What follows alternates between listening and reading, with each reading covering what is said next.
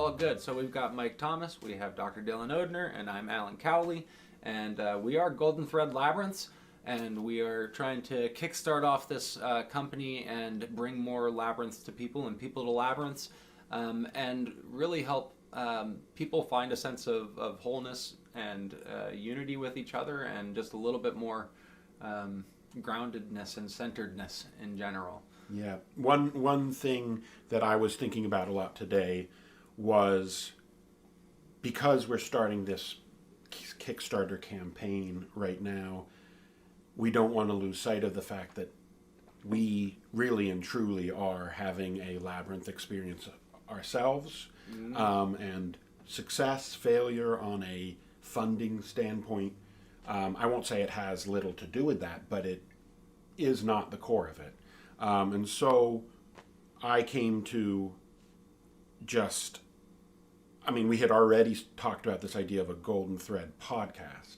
And the starting point for me was a reminder that our central analogy of this golden thread from mythology that Theseus carries through the labyrinth at the direction of Ariadne, so that he doesn't get lost as he's trying to face his inner demons, that Minotaur, and that he can find his way out again by tracing it, that analogy, though it literally comes from the labyrinth myth, is not held within the bounds of a labyrinth by necessity. It applies so far beyond. And one of those ideas is this Golden Thread podcast, not Golden Thread Labyrinths podcast. Yeah.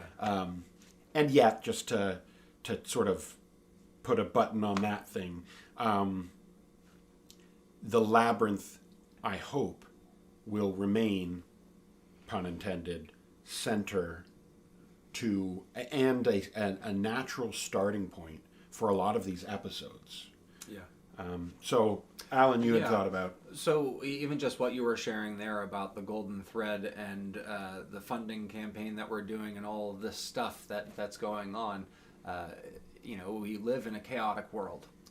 We all have so many things going on, and it's hard to keep it all balanced and to feel at peace within it. And it's hard to hold on to what's central to ourselves as we do that. And I think that's what we're trying to do, talking about the golden thread of our company, and even through, every little stage that we're at the very beginning. This started off with a concept and a labyrinth and a focus group, and then we had conversations, and then all of a sudden I'm painting a big canvas labyrinth, and Mike is all into, man, this is limbic systems therapy, and Dylan's still off in his mythological world. But the thing that seems to have bound us together is that there's something about the labyrinth, the power that's held within that as a symbol, as something that can be used for ritual and for healing. I think we all feel there's a use in this archetypal symbol for healing right now that can be very powerful and important. And regardless of what we're doing on the outsides of our company, we need to always stay focused on how are we trying to bring the labyrinth for that purpose. Right. Right? Yes. As an artist, I can get obsessed with the drawing and how pretty it is. But the point is the connection to the deeper parts of ourselves and finding that center. Yeah. I'd love to throw it over to Mike. We were talking a little bit earlier about ritual. And we were talking a little bit about how that has kind of not been a big part of our culture right now. And I wondered, you were sharing some personal stuff about how you see that. And I'm curious if you want to share a little bit more about just generally how you see ritual in the world now. And the lack thereof. And the lack thereof, and why that connected to the labyrinth for you. So I see the labyrinth as the hero's journey. The experience of, our journey of healing, experience of the journey of maturation throughout our lives, and recognizing who are we becoming, right?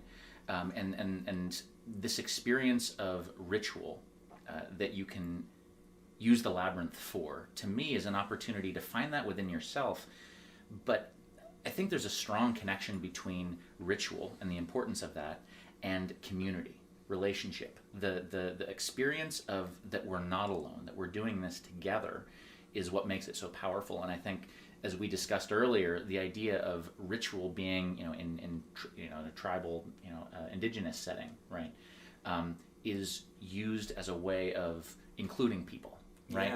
Yeah. Maybe some people, as you were saying earlier, might not be as included for whatever reason, and by participating in this ritual, we become one. We become in sync. We're sharing. We're having a shared journey experience, and so we have that common thread, the golden thread, right?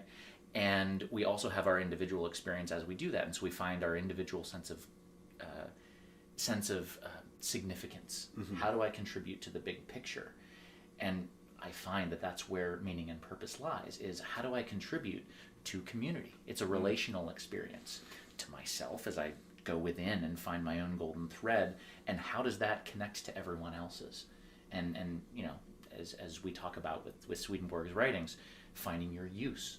What is it that you have to contribute? And I know for me personally, the more I've connected with my own healing journey, the more I've found that that's where my use lies. My struggles early on in life led to working with helping people resolving trauma symptoms in the body. And I was always drawn to understanding the body. And why was I so sensitive as a kid? And so it led me on this labyrinthine journey of trying to figure out, like, what is wrong with me, or what's right with me? And as I'm looking at all these different aspects of the human experience, I'm finding my own pieces and putting myself together. And then I'm sharing that with other people in a way that only I can do, just like only you can do it in your own way, and so on, right? Yeah. Everyone has their golden thread of how they contribute to society, and the experience of ritual, particularly with labyrinths, because you can personalize it to whatever you're going through, whether it's healing or anxiety reduction, or focusing on a mission, a creative Output. that you're trying to that you're trying to connect to in the moment through this spontaneous, what's going to come through me, what will be channeled through my experience. Can I jump in here, please? Yeah. Ritual, just to state some things that at a core level are pretty obvious to us, but sometimes they aren't stated. I think that ritual, especially initiation ritual, which we are desperately lacking in society today, is about taking an internal change that is happening in someone and making it manifest to mark a moment for it. Because not all changes are externally visible on a distinct or discrete degree, right? You don't turn 16 and suddenly be, for some reason, whereas last night you were physically and mentally incapable of driving a car, and now suddenly your brain has changed, right? But in other countries, that line is different. Yeah, exactly. So there literally is no day. And the problem in our society today is that because there is no discrete change, we have forgotten the importance of pointing out or taking that change that is happening and giving it a night to say, now I am different. We do it with a birthday. Oh, I am different. I'm this age now instead of that day. Okay. And so some extreme versions of that I remember from a ritual class I took, there's a West African culture, and I'm going to be really quick about this, but there's a West African culture that the coming of age is so important in. And this, you're going to love this for trauma in the body, because it actually takes the concept of trauma and flips it on its head. For coming of age, especially with young men, 13, 12, I don't know the distinct age, in this one particular society, leading up to this ritual that the kids, young boys do not know about, they're actually coddled more and more and more by their mothers, by their aunts, by the women of society. You're part of this group. You're not, more and more and more. The uncles and fathers and men distance themselves more and more and more and more. And then on the night of this initiation, there's actually these spirits that have been, brought up, these gods that have been brought into story time with their uncles and fathers in masks, and to frighten them, etc. In a moment of demonstration, of shattering, the men pull the mask off. That's traumatizing. What? Our gods are actually our uncles or fathers, etc. And this is even crazier. Someone knocks a tooth out of that child in that moment, right? Puts a blanket over their head, knocks a tooth out. Whoa. There's physical trauma, there's emotional trauma, and then they are immediately brought into this new level of thinking. So on the psychological or philosophical level, they say, our gods aren't here in masks. Those were fake. Those were your uncles. The gods do really exist. This was an image of it, and we've got a marked occasion.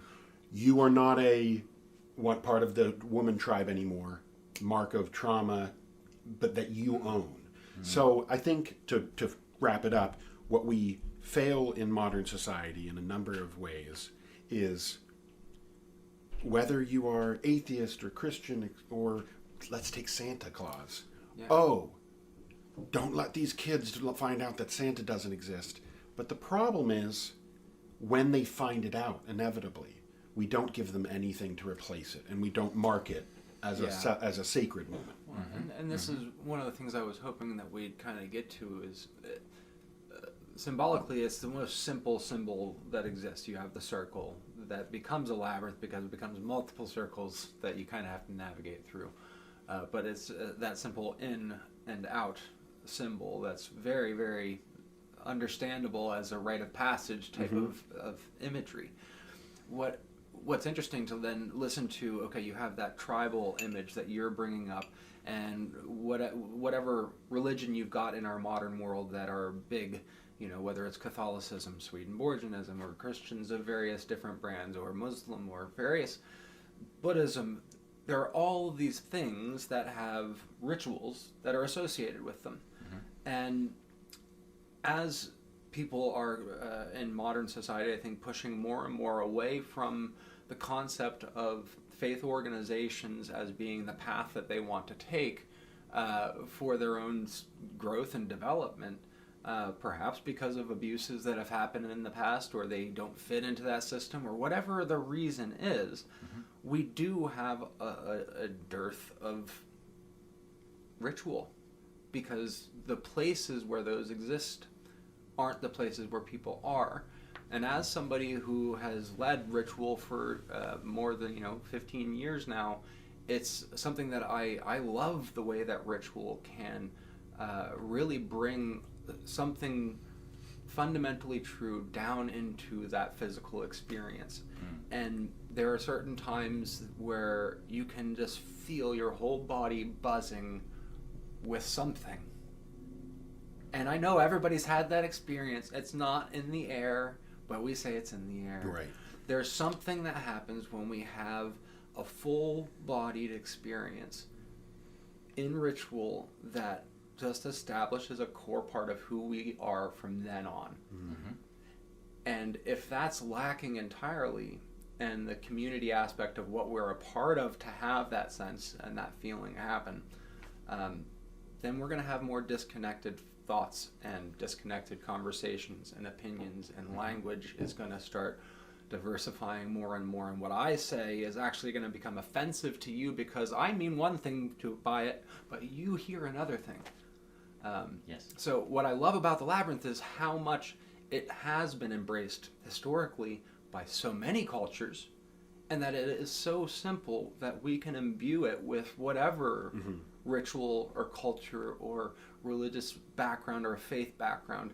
You can actually imbue the Labyrinth with those qualities, and it doesn't harm the Labyrinth. Right. And it doesn't harm the faith. Right. You can make a Christian Labyrinth, specifically, that doesn't change Labyrinth. You know? and you could make an atheist labyrinth that is specifically about celebrating humanism, right? And that doesn't damage the archetypal labyrinth at the core. It's interesting that you mention this concept of embodying whatever the ritual is embodying, because a huge part of healing trauma is becoming embodied, coming back into our body. Whereas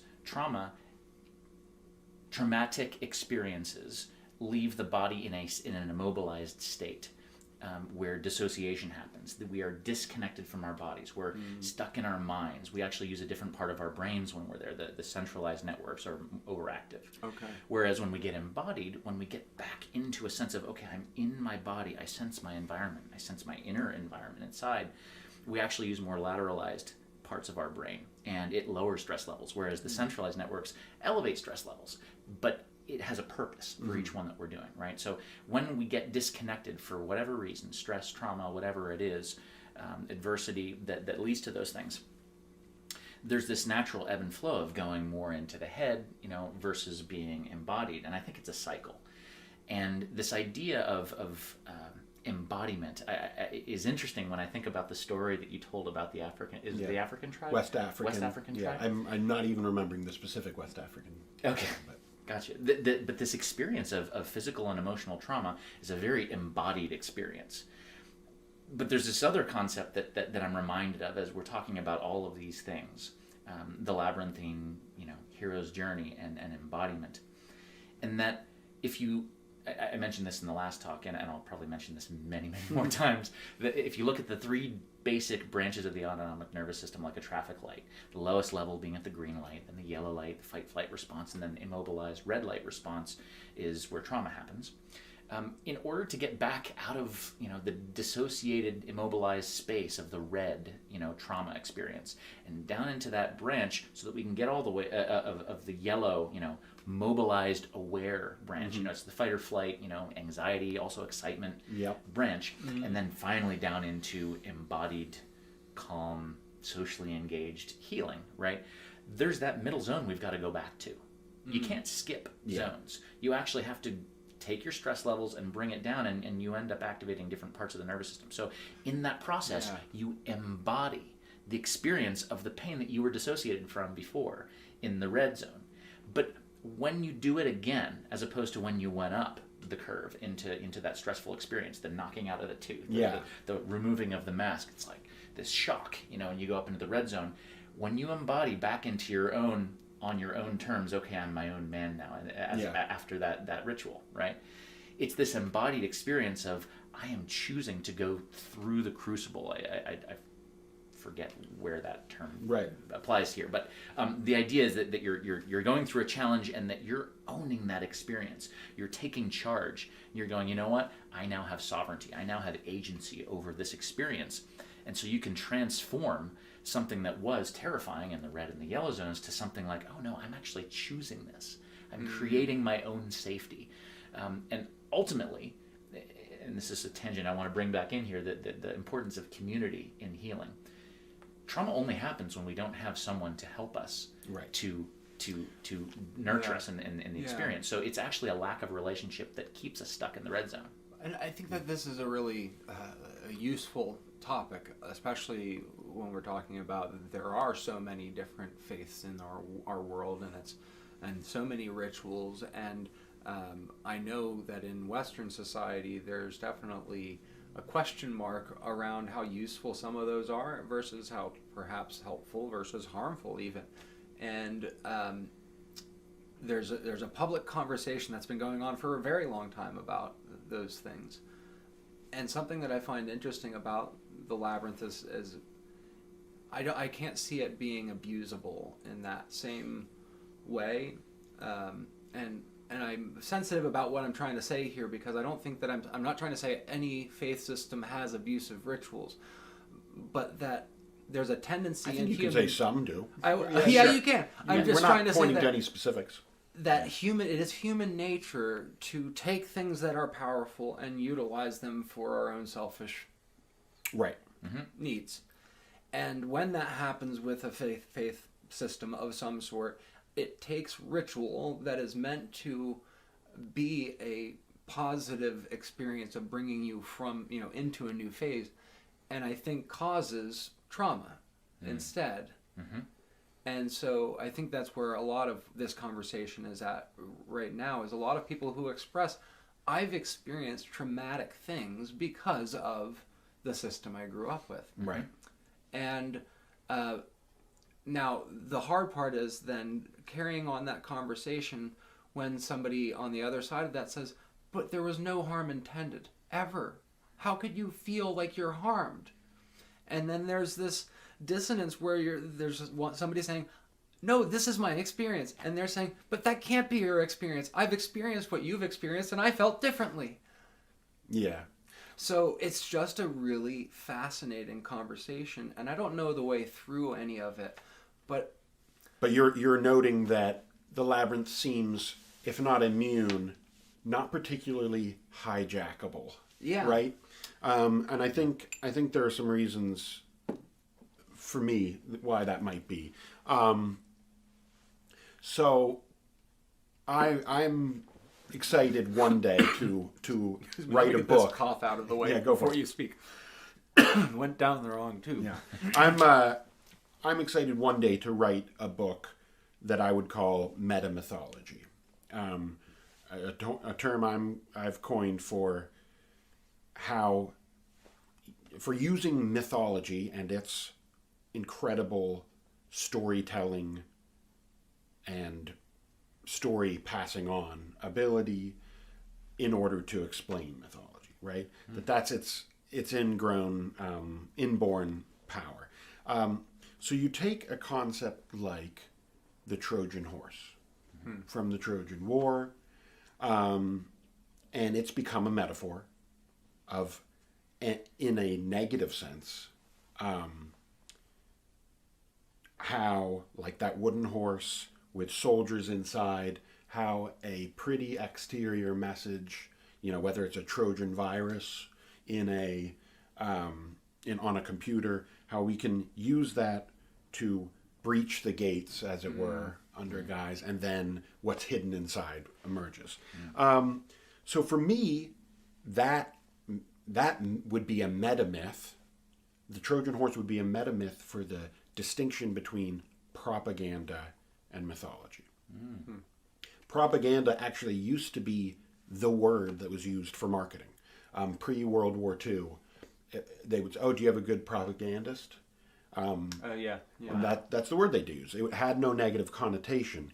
But in the modern world, it's a useful distinction to say that those same powers that can so eloquently take meaning and transform it into a story, a metaphor, a myth, so that we can convey it to our children, to the next generation, take something complicated and simplify it. Mm-hmm. That's the power of myth. The same power can be warped and used to take something, hide it in a mythological exterior, and then breach the gates with negative intent. Mm-hmm. The Labyrinth, because of something that we've been we've been sort of edging around here, which is, to your point, the incredible dichotomy ingrained into a labyrinth between simplicity and complexity and simplicity. And that is in such incredible balance, which makes it, you can almost imagine this is a weird analogy, a cactus or a nut with, a walnut or something like that. That myth also has the ability to protect itself. Mm-hmm. And some of those things are its inscrutability. They're so specific. Why are we using these 13s and these exact specific numbers? It bewilders, and in that way protects it from being used and warped as propaganda in a lot of ways. And I think the labyrinth's simplicity means that you could take a labyrinth and you could say, we're going to create a labyrinth in order to purposefully traumatize people with horrific images. As you walk through the labyrinth, we're going to show you a horrific thing. You could do that, but it wouldn't maintain its labyrinthness, right? Yeah. It would its simplicity and change, this labyrinth is not this labyrinth, is not that labyrinth, makes it so that it just resists that use. I suspect that example would turn into a thrilling experience. Like it turns into overcoming adversity, overcoming fears. I'm going through this, it's a haunted house. Yeah, right. And it's done for fun, even though you're trying to go in there to be scared. Right. It's like we know it's going to be a fun experience because we know what's coming. It's predictable. Right. It would be really hard to imagine, and I can't really get to the bottom of that, but it would be really hard to imagine a truly heinous use of the labyrinth symbol. And so instead, what happens is that it is, I believe, literally universal as a tool, as a mythic tool for framing meaning. So it kind of takes me to kind of a bigger concept, and I don't know particularly what it would be called. I know there's a term for it, but that there is, the word I use is a correspondence between the things of nature and the things of the spirit, or the spiritual world and the natural world. There's a language in things.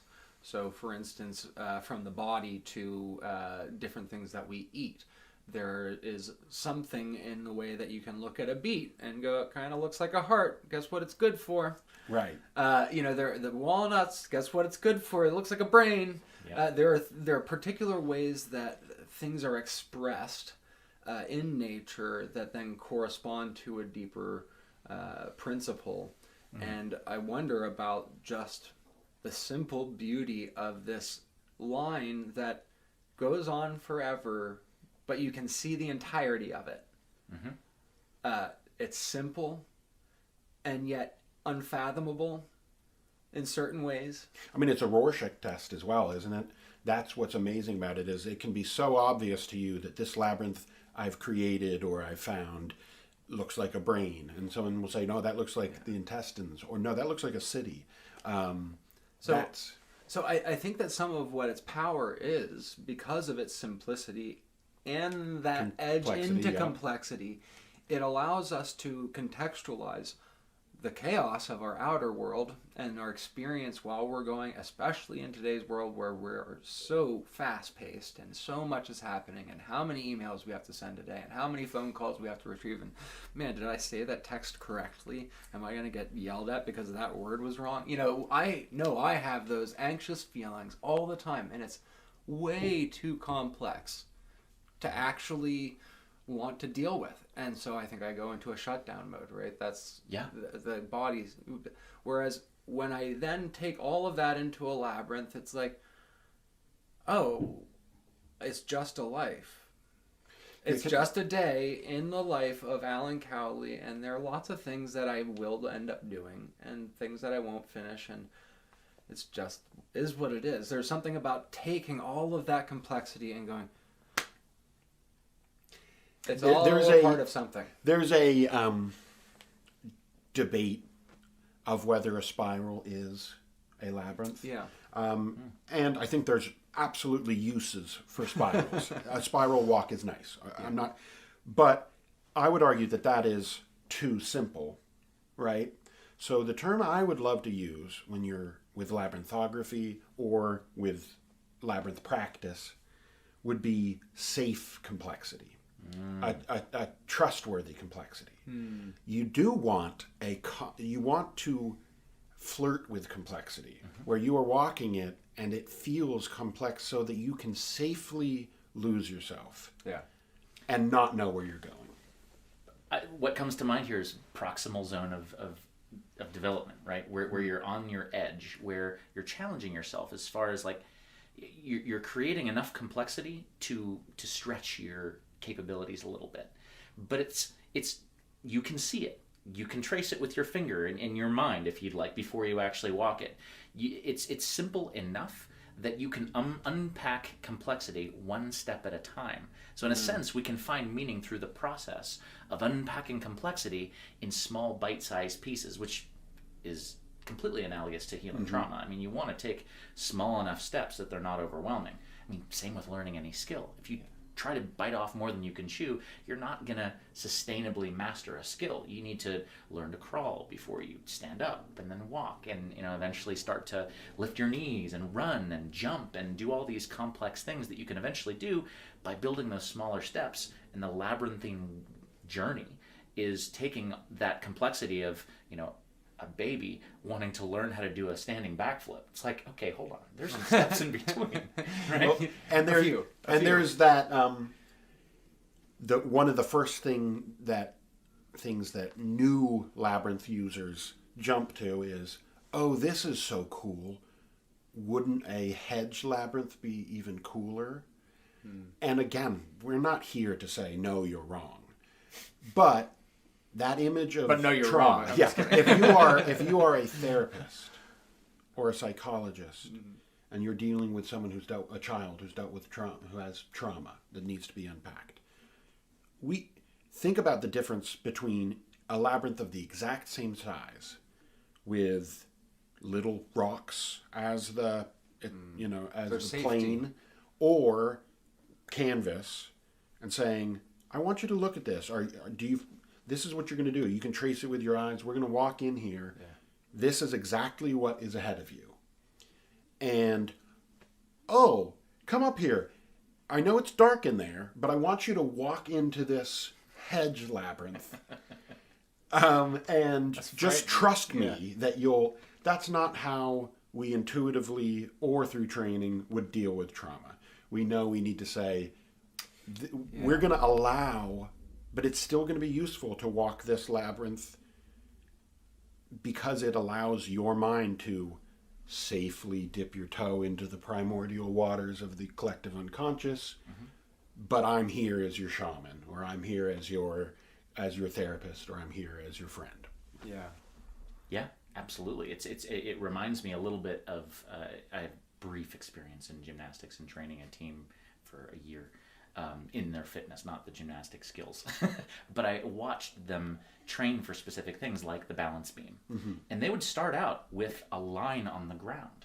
And they would train doing their movements on the ground. So they weren't actually elevated on that balance beam that you see in the Olympics.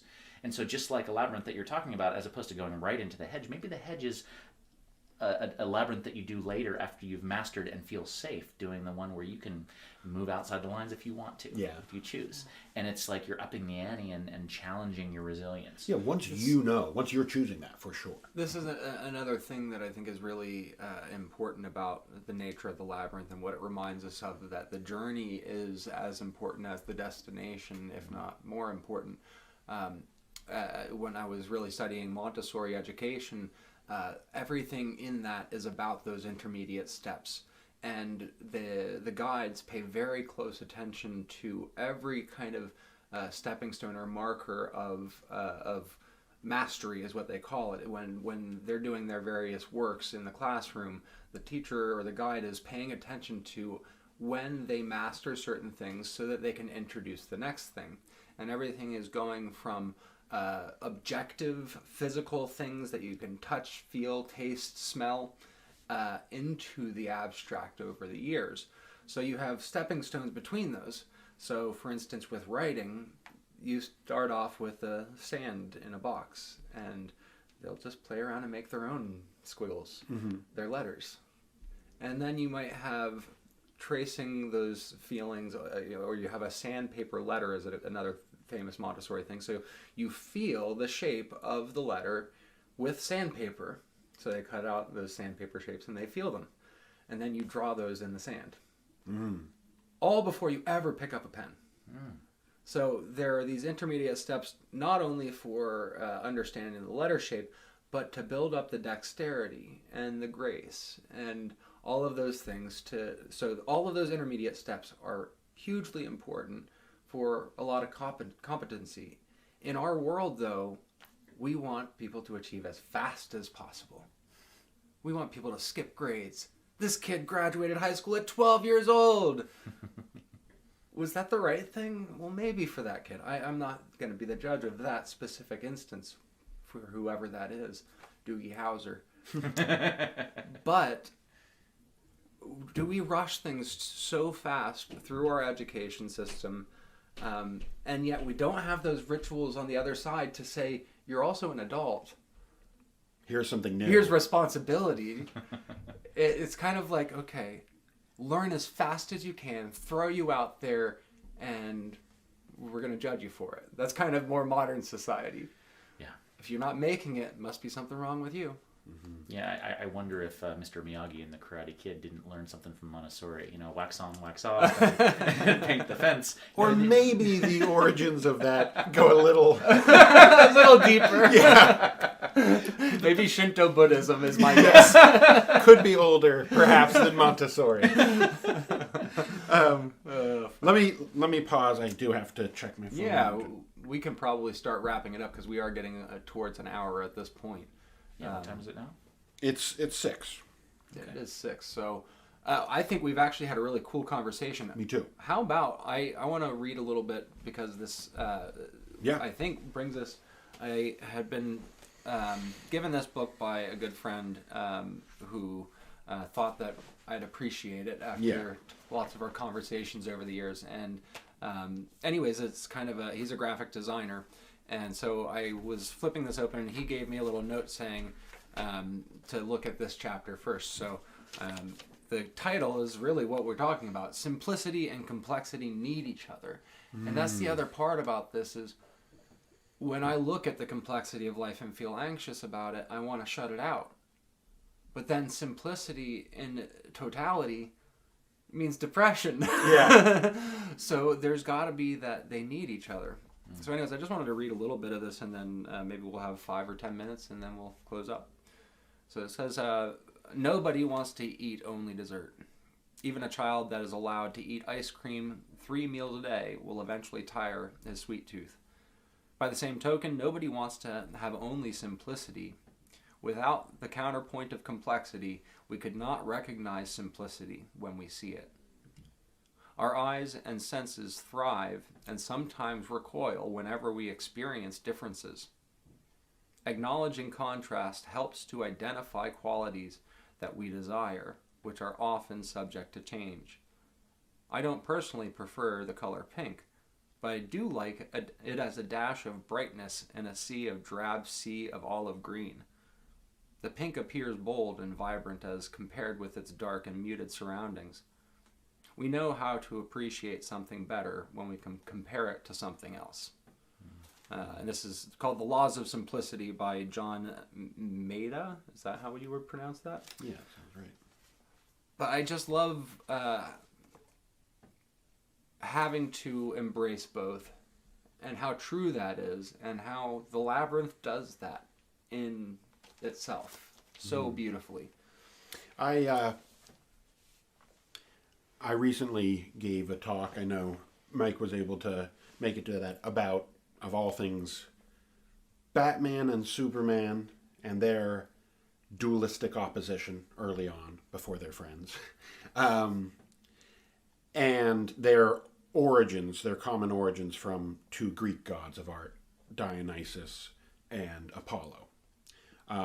Night mode, day mode, everything about these figures has this opposite quality, dualistic opposition, as Levi-Strauss called it. So, it's such a simple idea, but it got me thinking more and more that it's worth stating I was an educator for kids, but also adults, that we use a word like opposite so haphazardly, as though it is one thing. And if I do a little call and response and I say, what is the opposite of black? White. What is the opposite of an apple? Orange. Right? Why? Banana. It's absurd, and yet those are the answers right? That is the call and response you'd get from a crowd of teenagers, right? Yeah. What we did there was when asking for opposites, we first set out a field of sameness. All the ways that these two things are actually exactly the same, right? Just as Batman and Superman are both superheroes in the DC universe that have one identity during the day, during the 9 to 5, and one identity at other times. We could go on and on. An orange and an apple are only opposites because of some weird phrase that we've brought into our language. And first, of course, we have to say these are both edible, baseball-sized fruits, right? Yeah. So it's a fascinating thing there, that simplicity and complexity need each other when we're talking about opposites. All these opposite pairs, male and female, complexity and simplicity in the labyrinth, order and chaos, the sacred and the profane. We could go on and on and on, and all these ideas that find balance, the yin and the yang, within the labyrinth. It is this marriage of opposites. Perhaps it's for another episode, but you spoke before at another time we've talked about the sacred and the profane. And you redefined for me that word profane in a way that I'm more comfortable with, actually, than I ever was before. Right. And it didn't change the way I understood profanity in the religious sense. sense. Could use the word mundane. But it was much more of within ourselves, kind of what's leading towards and what's leading away. Yeah. A kind of concept rather than the complete opposition of good versus evil, and I have to find myself on the one or the other in the way that I've been brought up. Yeah, when you think of those Buddhist monks, and even they, the most iconic, Gnostic, ascetic monk, they still have to eat. Right? They still have to sleep. You would die if you maintained the vertical, transcendent experience, the sacred, at all times. At the same time, a purely mundane or profane life, again, I could define those words, but that life would be of such mundane one level, your experience would never elevate at all, that you would be an animal in the animal world in every way except for the sacred dignity of the animal world. So you would not be no that instincts. Right. You would be you would not be human, but you would certainly not have that wonderful simplicity of the animal world either. You would just be, and that's really the greatest fear, I think, right? Yeah, I hear that. I've often read about in like more recent times. I had a lot of understanding about PTSD from the military standpoint, because that's something that we've talked about at least over the last couple of decades. It's been something that's recognized. Before that, not so much, but traumatic stuff that happens to us that carries on as a part of us, whether we like it or not. And the complexity of life that is there. There's a new term that I've heard that's called complex PTSD. Yeah. And where it's a lot of repeated small offenses that then create the same circumstances into our body, where we are basically prepared all the time for whatever those circumstances are. And I wonder, from your perspective, how do we really get back out of the unnecessary complexity that our trauma is telling us that we have to be in to return to it's safe?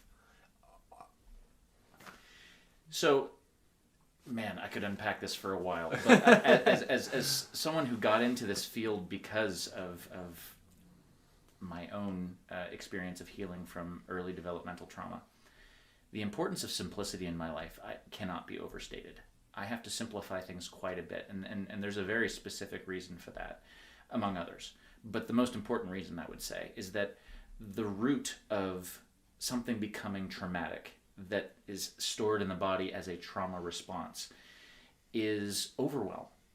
And if there are too many moving pieces in one's life, especially if you haven't resolved the trauma responses in your body, you will continue to overwhelm yourself. And so there's no respite. There's no opportunity to go, okay, so where's my grounded starting place? Where's my starting block, to start the race? If you don't ever start the race, you'll never finish, right? You need to find enough simplicity so you can come out of overwhelm. And in a society that I find, at least from my perspective, tends to push, like, how much can you accomplish? How much money can you make? How much fame can you accomplish? What are all the things that you can do? The state of being is often not focused on. It's what you can do, right? And the root of healing has to do with finding a non-overwhelmed place, which is termed neurological safety. It's when the body goes, oh, I don't need to be on alert anymore. And you need simplicity to find that.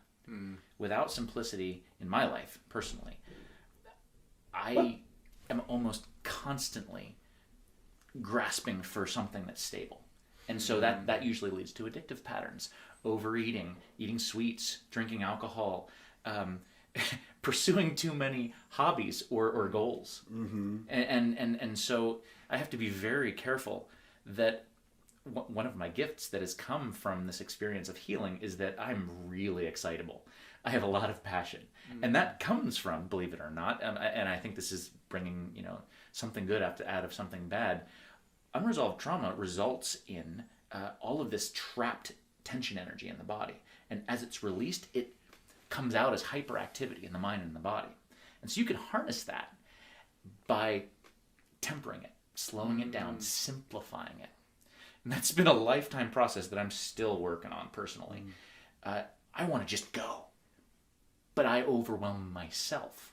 And so the importance of simplicity can't be overstated for healing trauma, particularly complex trauma, because it originates in pre-verbal experience before we know how to make sense of our world. So it's held in the body on a body level. It's behavioral, it's emotional, and it's sensory. It's not cognitive. So I just want to sort of wrap a bow around that concept that healing requires containment, a sense of simplicity, and the labyrinth is a way of taking complexity and going, hey, here's one small piece of complexity that you can unpack this one step at a time. Carry one this golden journey. thread in. That's right. And allow your mind to do the same thing, echoing that process. Exactly. Just real quick, and then I want to hear what you're saying. There was something about that reminded me of the point the children of Israel are leaving Egypt and they're stuck up against the Red Sea, and they think, well, we drown there or the Egyptian army is going to kill us there, and I very much feel like that's the trapped sense of, if I do, then I'm damned. If I don't, then I'm damned. And the word that comes to them is, be still and know that I am God. Yeah. And it's like, yep. It's not, trust me, walk forward. No, it's just be still. But even that word, though, in the Hebrew is a forward-leaning stillness. I love that. Wow. It's like ready to embrace, but still. Can I jump in with... Beautiful. When you... I'm not trained up on complex PTSD or even complex trauma, but I wonder if, in some cases, the origin of that isn't complex PTSD, but complex PTSD. A Jungian or a Freudian complex. And it's a word we throw around. It's gotten into our lexicon. Yeah. And you used that term in a number of ways, but I want to unpack it because I love it. It's a big word, actually. Yes. I hadn't thought about that when I used it. Yeah, when you have a God complex or a Peter Pan complex or don't raise your hand.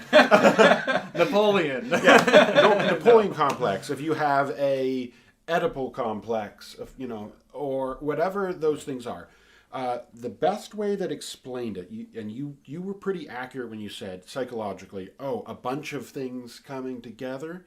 The best way, and I believe this is, even though the concept of a complex is deeply Freudian, it was Jung who really tackled explaining it to me best. And what he used to do it is the concept of a leitmotif in music. I don't know if you know what that is, but Peter and the Wolf, right? Mm-hmm. Whenever the flutes come in, or the Nutcracker, it is a leitmotif is a musical movement associated with a particular character or feeling that's going to come back again and again. So we can think of it in a positive way, but let's take one of the most famous modern ones, whether it is Jaws, dun dun, dun dun. The person in the water does not consciously know that anything is wrong yet. But you, the viewer, and maybe the unconscious swimmer, dun dun, dun dun dun dun, dun dun dun, right? You know what's coming. Or Star Wars, sorry. The music that comes anytime that Darth Vader is coming, right? Yeah. Before the Luke Skywalker knows that he is confronting the father figure, the Freudian father figure, the leitmotif comes in. So we use modern words like triggers, and that is starting to put into popular vocabulary the idea that on an unconscious level, the complex is picking things up way earlier than you are, and is starting to go through a orchestra piece of responses in the body that are very useful in some situations, but for moving forward in this moment here and now are not going to be useful.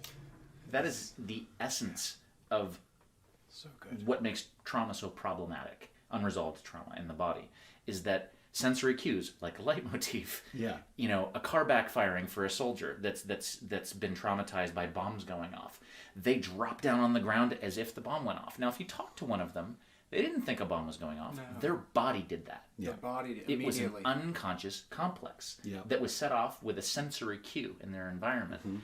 And if we have sensory cues embedded from unresolved trauma, then any number of things, by the way, if you have early developmental trauma and it was an unsafe environment when it was supposed to be safe with your mother and father, like happened in my experience in certain cases, any interaction, particularly with people I'm close with, can set off something in my body that feels unsafe.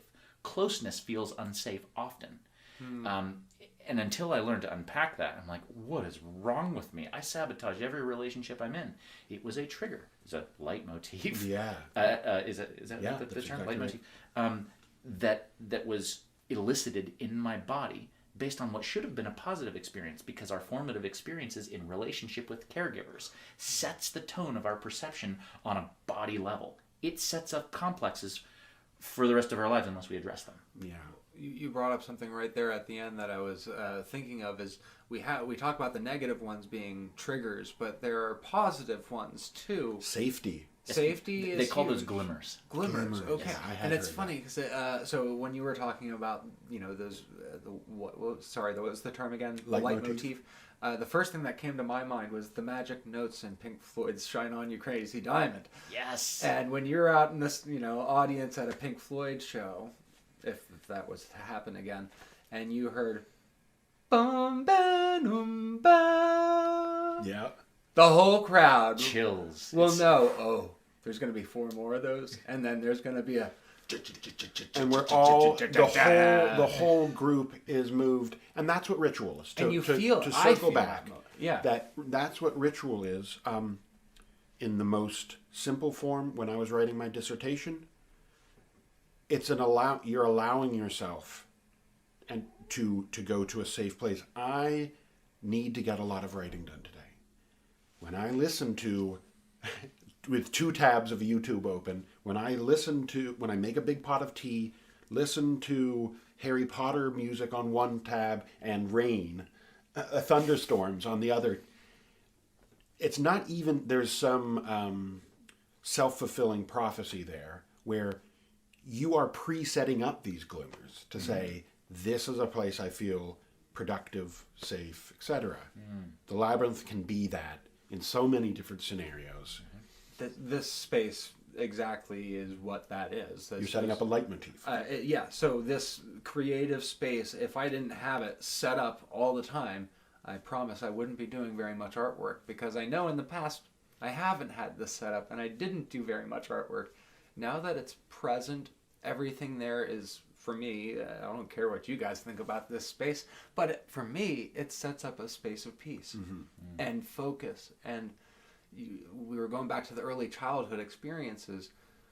I had not connected, for a long time I had put art kind of away. I whether I just didn't think of it as a big part of my adult life, it was childish, I don't know what I thought, but I remember how much I could just be drawn into a drawing, painting, artwork, and I felt just in myself, that body, that in the body, embodied, fully embracing whatever I was doing, to the point where, Mom could come in the room and it's just drawing away. That shifted, and I forgot about it for most of my adult life until, a few years ago. I'm like, I need something different. And I was like, okay, I've got these watercolors. I'll do that. It was a cold winter day, and 6 hours went by. The flow state. Yes. And I was like, oh, Flow wow. psychology. So it's just interesting to think about all those things together, and why Labyrinths all of a sudden is perhaps touching me so closely, is that it's bringing all of those things together. And it's very labyrinthine. This is old stuff from my childhood that's come back full circle. Yes. And now drawing Labyrinths has honestly done more as a tool to help my psychology than most anything else has. We may be, to really wind this closed, when I use the word unique here, I don't mean that Golden Thread Labyrinths is inventing anything necessarily, but purely in the positive sense. What makes Golden Thread Labyrinths as a concept powerful is using what is most unique about the labyrinth on a more conscious, planned level, perhaps. What I mean by that is that perhaps the leitmotif within the labyrinth design is non-specific. It isn't for productivity only, right? You would not, before the big football game, you would not play Harry Potter music and thunderstorms. You'd have a different set of glimmers, right? The labyrinth, I believe, and the reason it sloughs off attempts to capture and propagandize it as a symbol is its lack of specificity in a very complex form. So it's kind of like, I'm pretty sure, and there might be a few people out there that say, no, I hate music. To just say, everybody probably likes music is probably a true statement. But I don't have to like every genre of music. I don't have to like the sound of every instrument. Right. I don't have to like the sound of somebody else's voice. And I still love music. Right, and so if we were a company that was trying to be on the forefront of music therapy, we wouldn't ever be worried that people think we are claiming music. We invented music, the use of music for, right?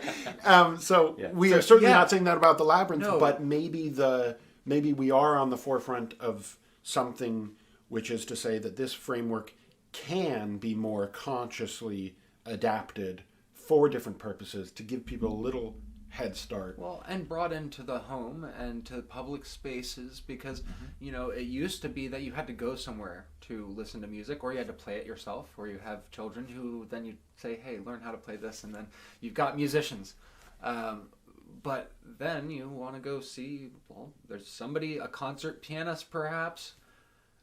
Now it's everybody's phone has access to every song that almost has ever been created. Yeah. We don't have access to labyrinths in our world very much. And we do, but people don't know much about them. They don't know the use of them. They don't know. For instance, now music therapy is an accepted practice. Yeah.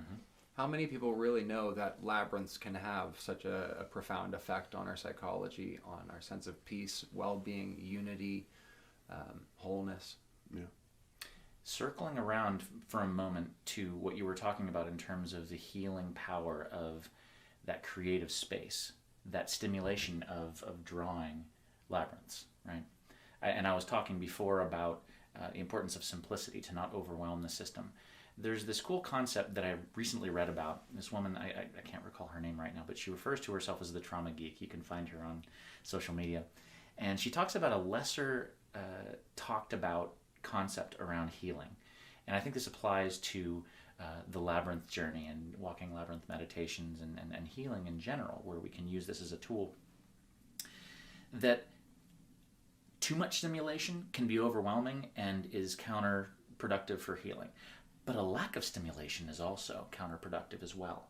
And so finding creative outlets, particularly ones that we can join in together in a community setting. And labyrinths are a wonderful way to do that because it's something that everyone can bring their own experience to as individuals, but we're doing it together. It's like a teamwork experience. Like wrestling. Yeah, exactly. There's that team. In parallel, like wrestling or like skateboarding or what, you know. And, The and previous sort of, conversation. yes. We were talking about before. Inside jokes. You know, that's kind of a similar thing, isn't it? We're all on the inside of this joke, though. To briefly explain what I was referring to in terms of wrestling or skateboarding, there's this experience I've had with both of those things where even though it's an individual experience, you know, you're on a wrestling team or you're, you know, at a skateboarding contest and you're the one who's out there and no one else is there doing it with you, but everyone's cheering you on. Everyone It's the team experience. is really supportive in this really But profound not a way. team sport in the way Activity. of, not a team activity. So I like the phrase, be, you know, in a relationship, if you can be alone together, that's a pretty powerful Yes. Zen state.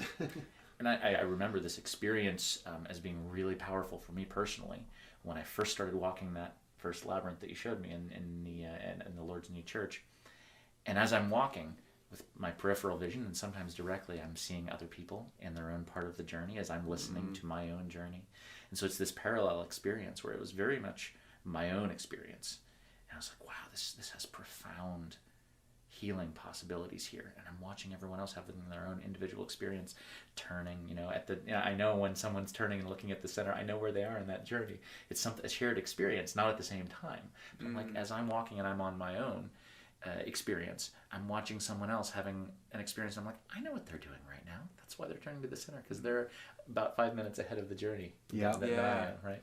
Yeah, there's that Kink song that the chorus ends with, strangers on this road we are all, but we are not two, we are one. On the opposite end of the spectrum, the song that came to my mind is actually called Alone and Together, and it's by Jim Croce's son, Adrian, or AJ Croce. And it has the sense of, from what I can tell from the lyrics, is that there's an external assemblage of togetherness, and yet he feels very alone and lost within it.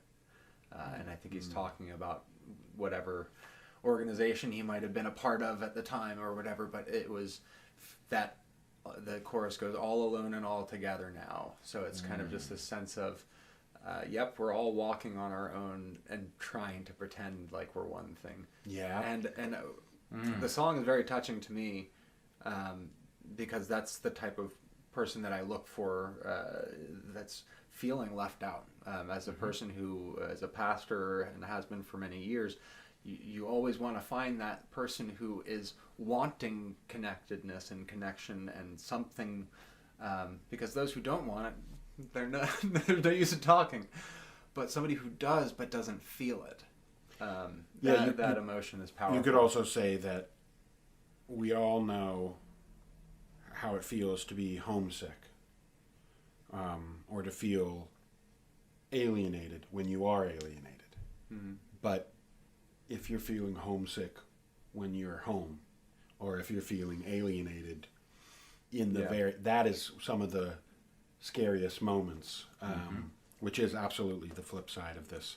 There's a term in religious studies or in ritual which is called Communitas, which is what is formed even if you go through hell through everything from as you're traveling, everything's going wrong, the bus crashes, you're stuck with strangers at a bus stop, that sometimes lifelong friendships are formed in that form of chaos. I mean, the analogy would be, unfortunately, would be war. That as everything is chaos, that is where, in that communitas that is formed, community, it's not just community, right? Community is a chosen, organized thing, as opposed to communitas, which is a synchronistic happening, where the struggles of a scenario form a bond. Yes. Trauma bonding. Trauma bonding. Yes. Well, let's try to wrap things up by saying we are kickstarting the Golden Thread Labyrinths, and we hope that you were interested in what we're doing, and hopefully this conversation has helped you to see some of the applications that we see in the modern world for this awesome ancient symbol. So for Mike Thomas and Dylan Odner, I'm Alan Cowley, and we'll see you around the next turn.